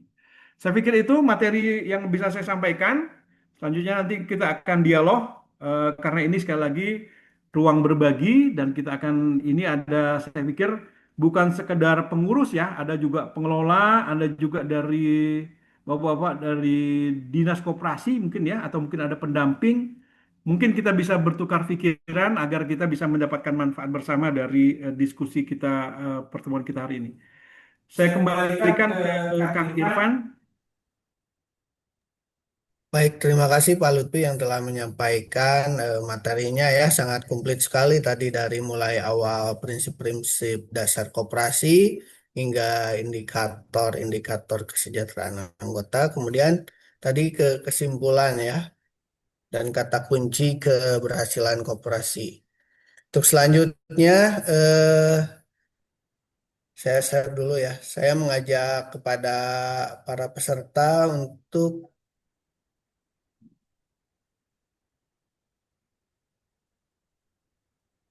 eh, bermitra dengan Gakopsa ya. Dari sisi mitigasi resiko kita memiliki akses klik ya untuk kooperasi yang belum memiliki akses klik untuk memprofiling kredit anggotanya ya. Apa itu klik? Klik itu adalah platform ya untuk melihat informasi keuangan yang menyediakan data, analisa, dan insight berbasis resiko kredit untuk mendukung pengembalian keputusan lembaga keuangan secara lebih akurat, cepat, dan bertanggung jawab. Dan di sini juga ada contohnya. Sebentar.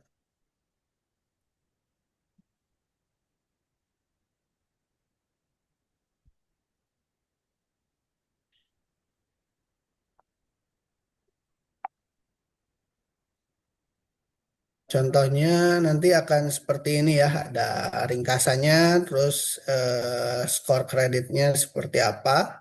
Ini tingkatnya kalau semakin hijau semakin bagus ya. Dan ada ini penilaiannya, ini medium low risk, atau sangat ini ya rendah resikonya ya. Ada ininya juga apa histori pembiayaan ini dari BRI misalkan dia lancar, kemudian dari 2023 nih tidak lancar, tapi kemudian dia dilunasi ya. Kemudian jadi ini mengindikasikan dia low risk tadi ya. Kemudian ada contoh lainnya, ini yang udah merah ini.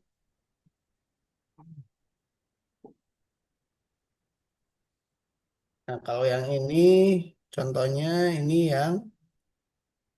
yang penilaiannya tidak ada karena di sini klien sudah dinilai sudah buruk ya karena tidak melakukan cicilan atau angsuran kepada bank tertentu atau lembaga keuangan tertentu ya.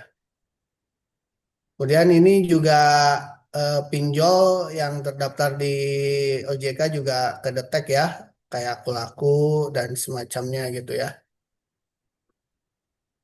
Kemudian kami juga akan em, melakukan kegiatan lainnya. Contohnya di bulan ini kita ada RCC atau pembaruan sertifikat BNSP ya untuk manajer koperasi, pengurus, pengawas juga ada bisa. Dan ini dilakukan secara online ya dan data-datanya itu bisa dikirim ke kantor kami di Jalan Soekarno-Hatta 590 MIM Blok H 23 Bandung ya.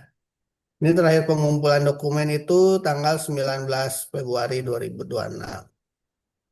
Kemudian tanggal 16-nya kita akan mengadakan webinar strategi optimasi donasi di bulan Ramadan ya. Nah, ini pembicaranya ada Abu Soleh, pembina Rumah Wakaf Indonesia.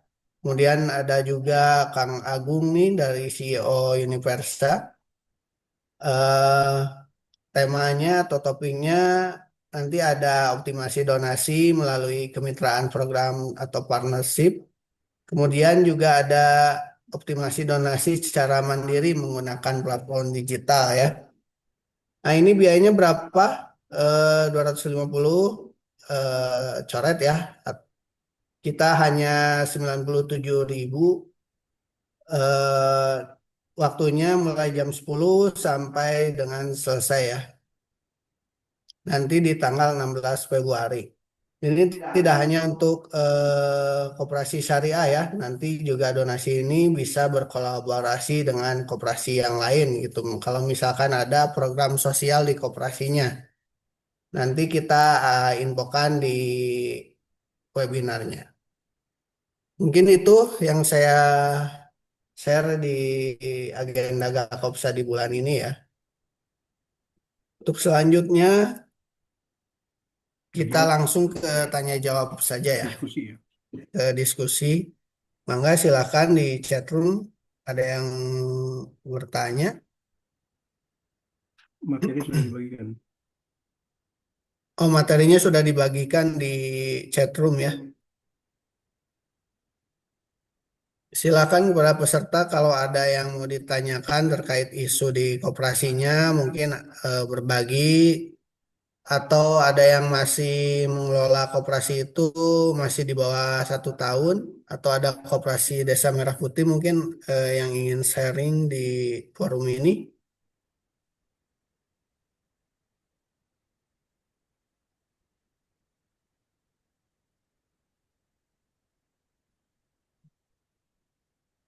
Dari Kang Abdul, Abdul Kohar ya, atau apa? Abdul kok bisa nih? Didi kok bisa? Kang Abdul, bagaimana di koperasinya, Kang Abdul? Kalau boleh tahu nih kondisinya saat ini.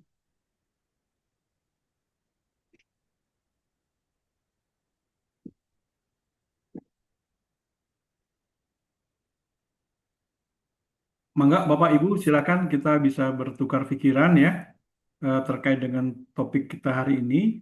Bagaimana hari ini kita melihat koperasi orang-orang kadang-kadang ketika ada ide-ide tertentu udah dikoperasiin aja gitu loh.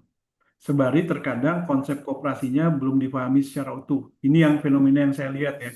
Terkadang ketika ada ide-ide yang bagus misalnya, tapi di sisi lain itu juga ternyata perlu partisipasi yang bagus lah dari itu penggeraknya. Ini saya lihat tadi ada dari koperasi desa atau pendamping desa, maka mungkin ada yang ingin disampaikan terkait dengan koperasi di wilayahnya masing-masing. Silakan.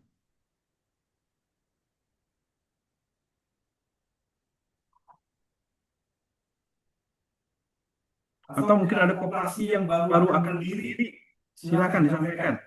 Ya,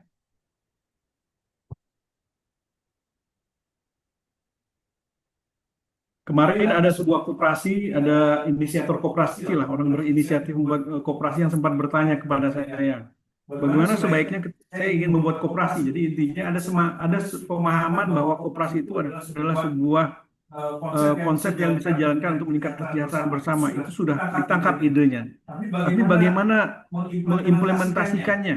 Nah, itu terkadang yang apa namanya belum bisa diterjemahkan dengan baik gitu loh. Nah, saran saya adalah lihat dulu potensi dari masing-masing di lingkungannya, di lembaganya, di desa tersebut, atau mungkin di Kelurahan.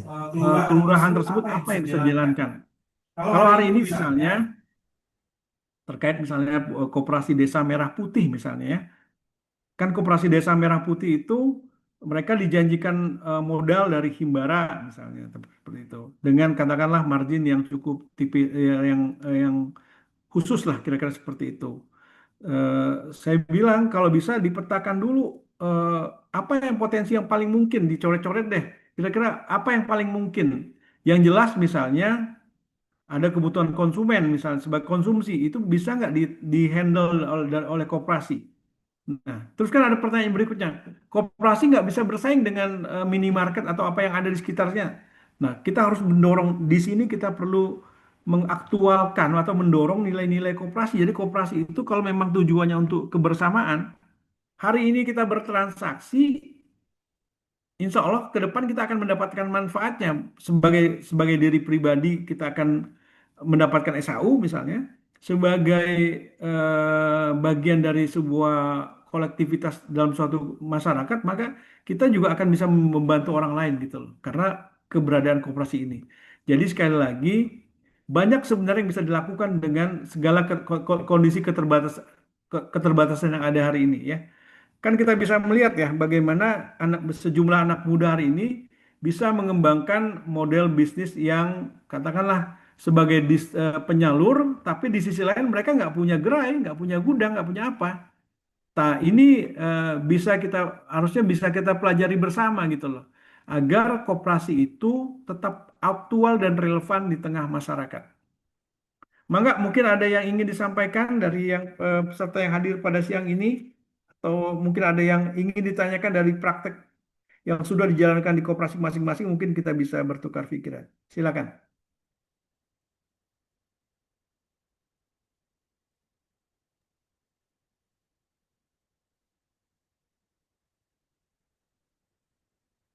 Silahkan dari yang mungkin baru bergabung dengan koperasi, mungkin staf koperasi juga boleh tanya tentang kegiatan di koperasinya. Apakah sudah betul atau belum? Silahkan.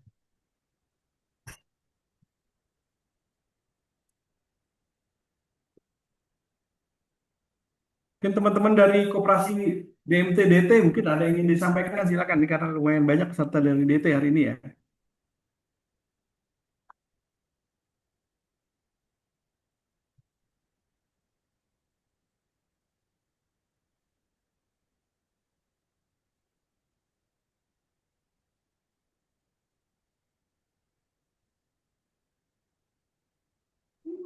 Bismillah Pak Lutfi, izin mungkin kalau dari BMT ya pengalaman tadi yang untung dan resiko ya. Mm-mm. Eh, Emang kita layanan usaha di layanan usaha koperasi itu harus sesuai dengan kebutuhan anggota.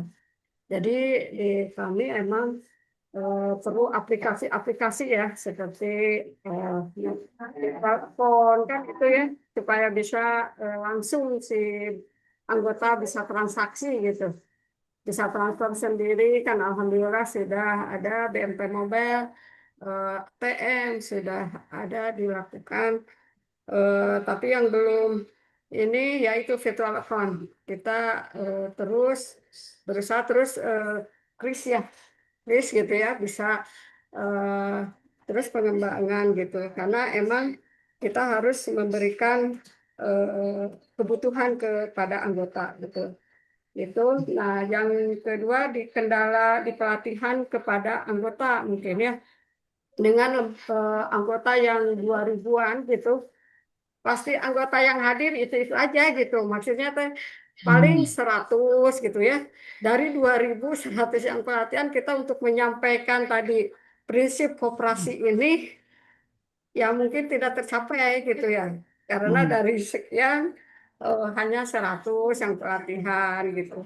Atau di bawah 100. Nah, itu gimana ya? Mungkin dari Pak Lupe ada masukan gitu cara ini ya memberikan ilmu kepada anggota gitu supaya mereka paham tentang prinsip koperasi ini eh, apa gitu ya. Selain mungkin dari kami kalau ada anggota harus menyampaikan oleh CS-nya mungkin ya diterangkan gitu ya oleh bagian keanggotaan dijelaskan dulu ini mungkin antar individu gitu. Mungkin ada saran, ada masukan dari Pak Lutfi. Hatur nuhun. Terima kasih Bu Yayah ya. Bapak Ibu yang saya hormati, sebagai sebuah gerakan pemberdayaan, ya, kalau menurut hemat saya, kita juga perlu menjanjikan, perlu difikirkan bersama lah, bagaimana proses pendidikan ini menjadi filter bagi anggota, ya. Kalau mereka misalnya Bu Yayah ada anggota yang ingin mendapatkan fasilitas pembiayaan, mereka harus ikuti dulu proses pendidikannya, Bu Yayah. Bisa nggak kira-kira seperti Bu Yayah? Jadi kalau mereka nggak ikut proses pendidikan, mereka nggak bisa dapat fasilitas pembiayaan. Dan itu dibuat berjenjang Bu Yaya, disiapkan berjenjang. Misalnya yang sampai level tertentu, mereka mendapatkan mengikuti pendidikan dasar. Sampai pembiayaan level tertentu, mereka buat mengikuti pendidikan koperasi di level menengah. Artinya pendidikan itu bukan sekedar menyampaikan materi tentang perkoperasian, materi tentang keberlanjutan usaha juga perlu difikirkan, ya, sehingga tata kelola keuangan segala macam mereka juga perlu paham. Karena kan kita tahu nih, rata-rata usaha-usaha kecil kita itu belum bisa membedakan antara yang mana uang usaha, yang mana uang pribadi, kan? Ini yang kadang-kadang membuat usahanya jalan di tempat gitu loh. Nah, kalau kita bisa nih Bu Yaya ya melakukan, bukan bukan memaksa ya, tapi mau menjadi anggota koperasi harus ikut pendidikan dulu. Minimal misalnya 2 jam atau 3 jam gitu loh. Jadi setelah itu mereka didata nih berapa orang yang sudah ikut pendidikan dasar.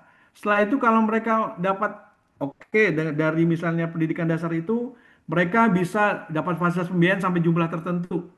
Nah, sampai begitu dia naik levelnya pada level kedua misalnya, jumlahnya terserah di kebijakan masing-masing BMT ya. Dia harus ikuti pendidikan lagi tuh. Sehingga dengan demikian fungsi anggota sebagai pengguna dan pemilik itu tumbuh secara berimbang, Bu. Ya. Kalau hari ini kan mereka hanya menjalankan fungsinya sebagai pengguna ya. Sebagai pemilik mungkin sense of ownership-nya mungkin terbatas hanya pada itu, terbatas pada simpanan wajib yang mereka store atau simpanan pokok yang mereka store. Tapi di sisi lain, yang lebih dalam dari itu, mereka ada rasa ingin mengutamakan koperasi dan seterusnya. Itu gimana caranya? Nah, itu kalau menurut saya harus ada strategi tertentu, Bu ya. Misalnya itu menjadi syarat ya, menjadi syarat untuk bisa bergabung atau mendapatkan fasilitas dari koperasi. Ini juga perlu difikirkan nih. Kita kan kadang-kadang ada orang yang mempercayakan dananya ke koperasi nih ya, sebagai sohibul mal.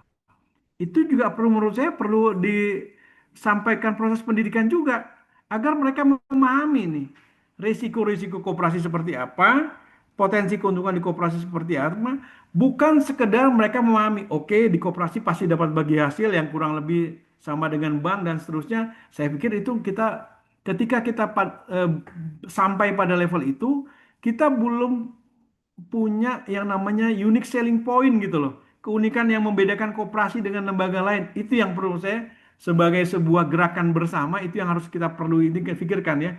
Jadi koperasi bukan sekedar entitas ekonomi semata, tapi adalah sebuah gerakan pemberdayaan yang memberikan manfaat untuk banyak orang gitu loh. Ini yang perlu kita pikirkan bersama Bu Yaya. Strateginya ya, artinya misalnya tadi yang usulan saya dijadiin syarat tuh. Kalau nggak ikut pendidikan ini nggak bisa dapat pembiayaan sampai angka tertentu, misalnya seperti itu. Ini sekedar saran saya saja. Mungkin dari yang lain, mungkin ada yang peserta yang dari luar DT, mungkin ada yang bisa menyampaikan masukan, mangga silakan.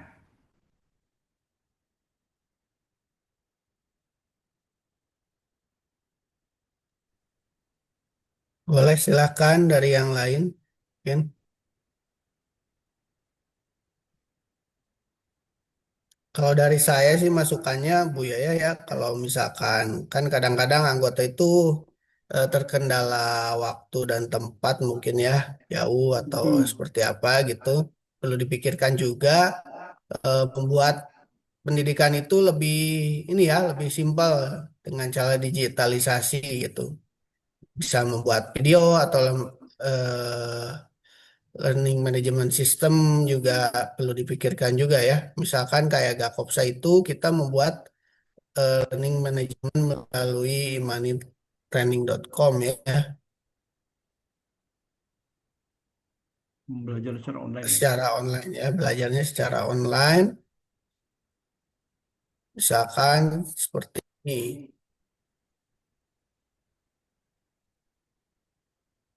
Nah, ini learning management system yang kita sudah buat. Kalau misalkan yang di sini itu ada banyak ya, khususnya ada sertifikasi online. Makanya sekarang sertifikasi manajer di kita itu bisa online gitu dan fleksibel gitu ya untuk belajarnya. Kemudian juga ada prinsip-prinsip dasar koperasi juga ada gitu ya. Nah, itu kan juga buatnya di kita ya, profil koperasi syariah BMT Itkon gitu. Nah, ini untuk karyawan dan untuk anggota biar tahu koperasi Itkon itu seperti apa profilnya ya. Atau mengetahui setidaknya company profilnya seperti apa gitu. Seperti itu Bu Yaya. Ya, Mungkin hatur jadi nuhun Pak masuk Lutfi, aja. Pak Irfan. Nuhun pisan. Atau bisa dikembangkan kerjasama dengan Gakopsa juga ya untuk pendidikan secara digitalnya ya. Mangga yang lain ada pertanyaan atau mau memberi masukan kepada BMT DT ya.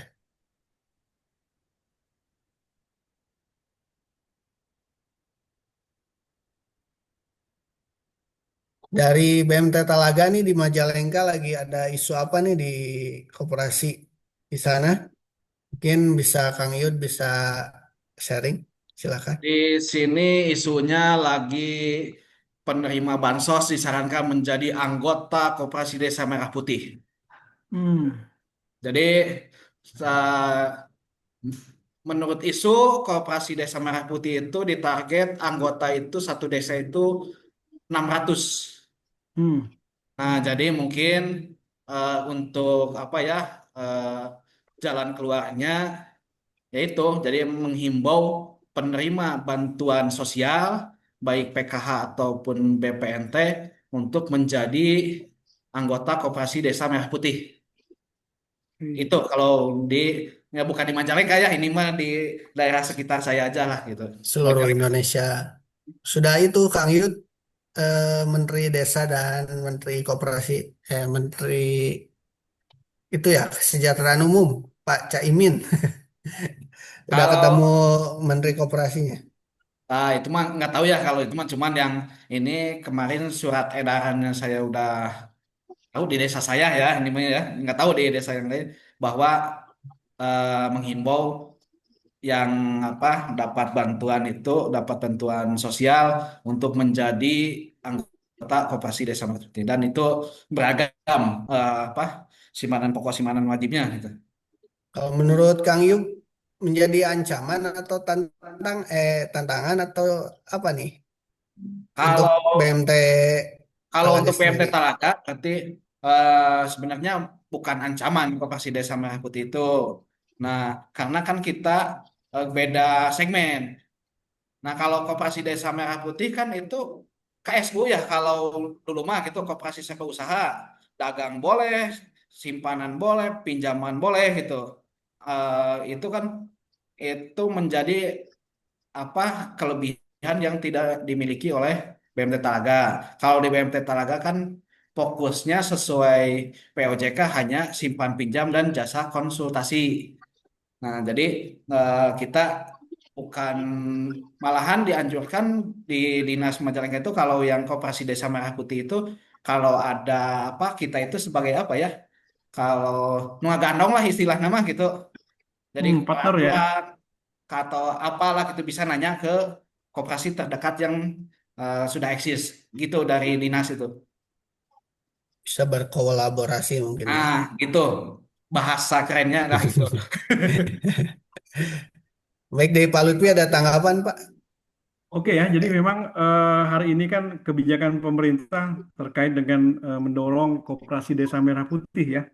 Semangatnya memang koperasi, cuman memang di sisi lain ada faktor lain yang perlu kita perhatikan juga. Bagaimana koperasi ini harus tumbuh dari bawah ya dengan semangat yang seperti tadi Pak Yud bilang. Ngumpulin 600 orang, kalau mereka nggak tahu tujuannya mau kemana repot juga kan. Kalau sekedar yang jelas yang saya tahu saya dengar dari pengurus Desa Merah Putih di kelurahan saya, Pak Wali Kota Bandung sementara menahan dulu untuk eh, eh, koperasi ini menawarkan jasa simpan pinjam, ya. Karena mungkin melihat dampak-dampaknya kali ya. Tapi yang jelas kalau kita sama-sama pahami untuk koperasi simpan pinjam itu permodalannya sesuai dengan peraturan terakhir, mereka kalau di level kota kan kota atau kabupaten minimal modal 500 juta. Padahal kalau koperasi merah putih, apakah mereka ngumpulin modal? Masih kecil, relatif kecil kan. Dan itu memang secara secara resikonya cukup berat gitu loh. Jadi memang sekali lagi untuk koperasi merah putih memang banyak PR-nya ya, banyak PR-nya. Tapi sekali lagi idenya memang keren gitu, idenya mantep gitu loh. Cuman kalau untuk melaksanakannya memang butuh perjuangan yang ekstra ekstra effort lah ya, usaha ekstra lah, agar nilai-nilai yang pengen dicapai memang bisa terlaksana tanpa membawa dampak negatif di belakang hari gitu loh. Itu kan yang ditakuti ya, ketika ada semangat untuk menyelesaikan masalah di tengah masyarakat, maka semangat itu juga harus dilengkapi dengan kapasitasnya, kapasitas yang memadai. Kalau tidak memadai kapasitasnya, itu yang menurut saya repot gitu loh. Ini sekali lagi sebuah sudut pandang saya, point of view saya terkait dengan Koperasi Desa Merah Putih. Jadi koperasi desa atau kelurahan itu sebuah idenya keren gitu loh. Tapi dengan segala kondisi hari ini, orang-orang perlu lebih kreatif dan inovatif gitu loh, agar bisa menjawab satu sisi bisa menjawab tantangan kebutuhan anggotanya, tapi di sisi lain bisa bergerak juga dengan segala keterbatasan yang ada gitu loh ya. Karena kalau mereka langsung akses ke bank juga nggak mudah kan, karena harus usahanya jelas dulu segala macam gitu, punya kelayakan bisnis yang meyakinkan, dan itu bukan hal yang mudah ya. Tapi sekali lagi, hal yang sulit ini bukan sesuatu yang tidak bisa dikerjakan ya. Pasti bisa dikerjakan selama masih ada keinginan untuk menggerakkan koperasi. Mungkin itu dari saya Kang Irfan. Iya, baik. Terima kasih. Mungkin dari yang lainnya ada isu apa di koperasinya, ada tantangan atau ada peluang-peluang yang perlu di-sharing, silakan.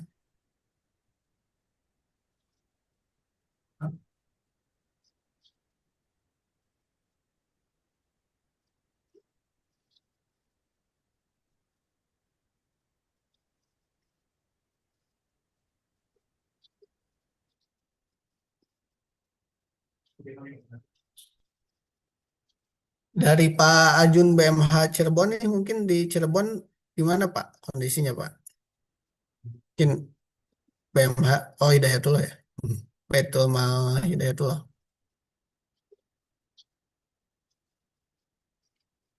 Halo monitor Pak Ajun, apakah masih menyimak Pak?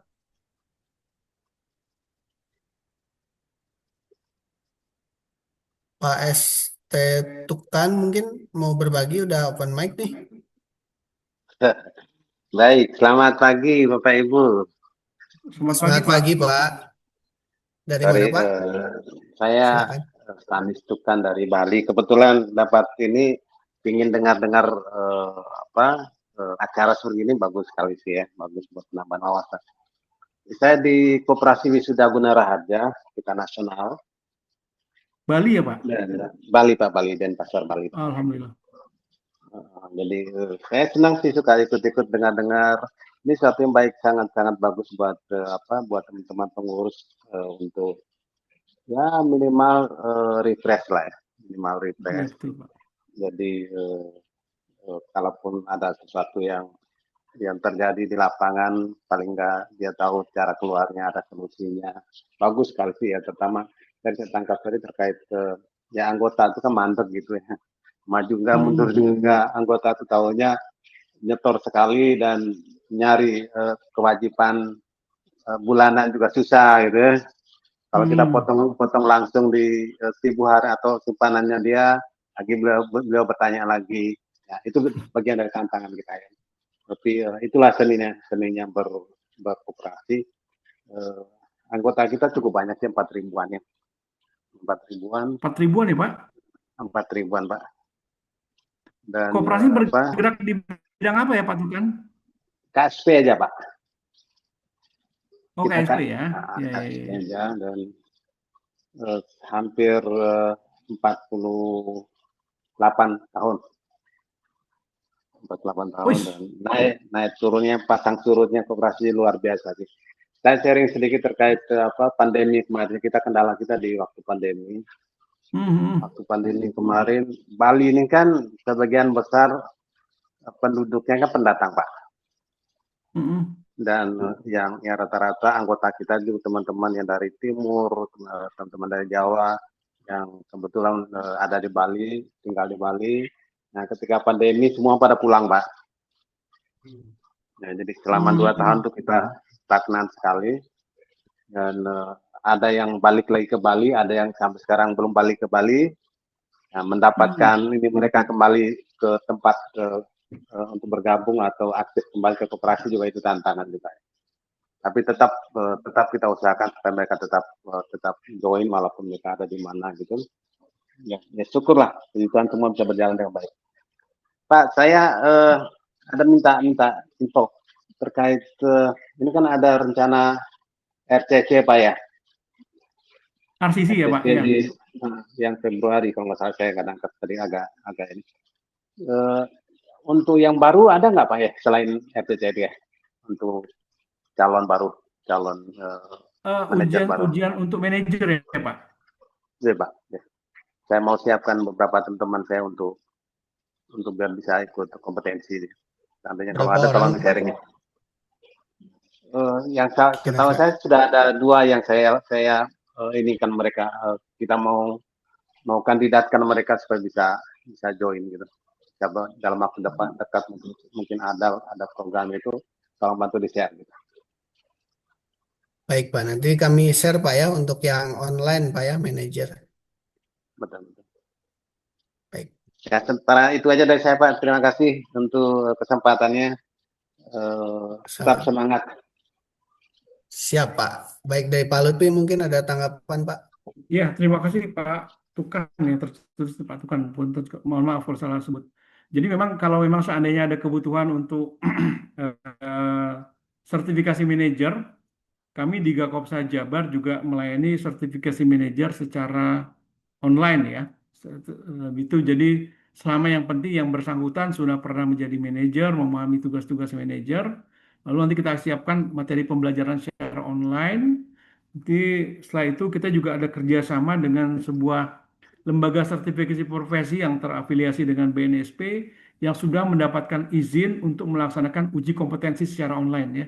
Jadi Bapak Ibu yang di Bali tidak perlu ke Bandung, tapi bisa mengikuti materinya pembelajaran secara online. Kemudian nanti itu juga ujiannya juga secara online. Di bulan ini rasanya masih bisa ya Pak, masih bisa dilaksanakan proses uji secara online. Nanti mungkin Pak Tukan bisa bertukar kontak dengan Pak Irfan ya. Ini Baik, Pak baik, Tukan Pak. sudah ngisi Google Form belum tadi? Sehingga nanti bisa ditindaklanjuti Pak. Baik, Pak. Baik, terima kasih. Nanti saya keep kontak dengan teman. Oke, siap.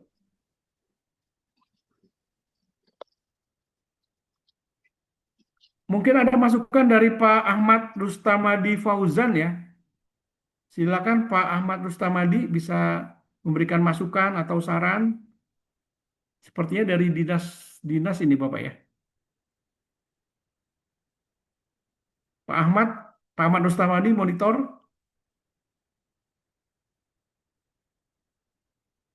Atau yang lain mungkin ada yang ingin memberikan masukan. Silakan.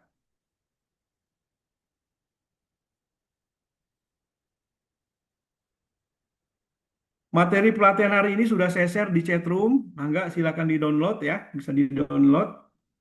Nanti kalau ada yang ingin ditanyakan silakan bisa diitukan.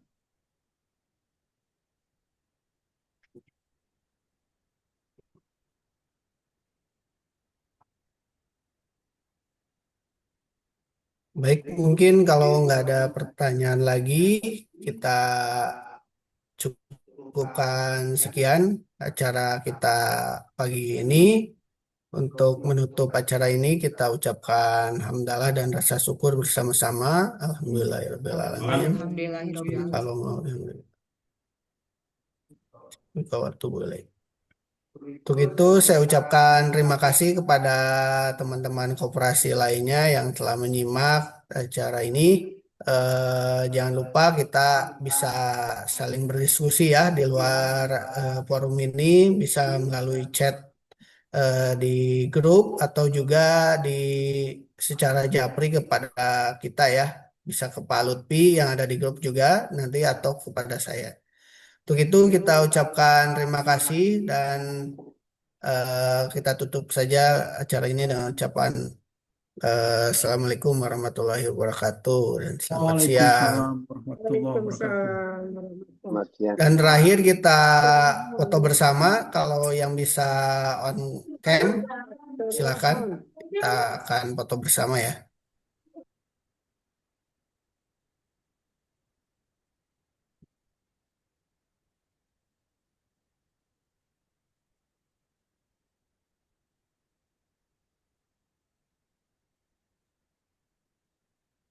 Ya, silakan lihat ke kamera. Satu, dua, tiga.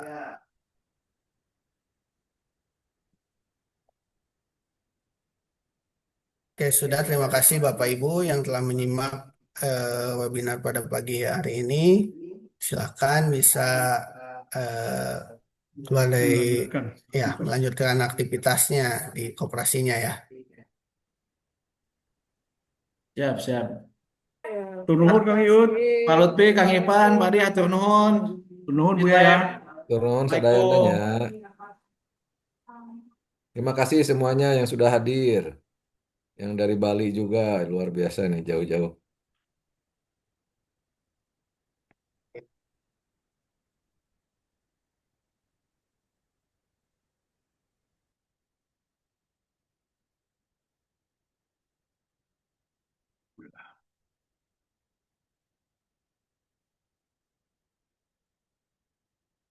Left, left, left.